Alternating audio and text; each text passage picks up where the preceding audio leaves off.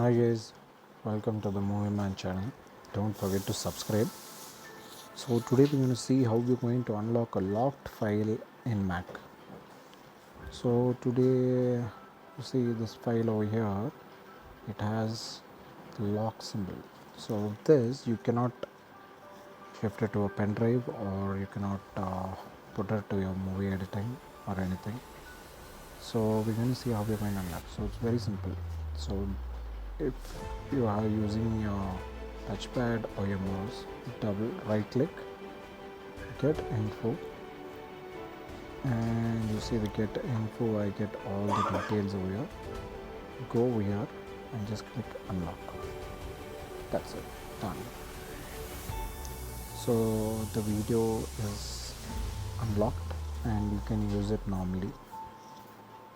So here's guys, thank you.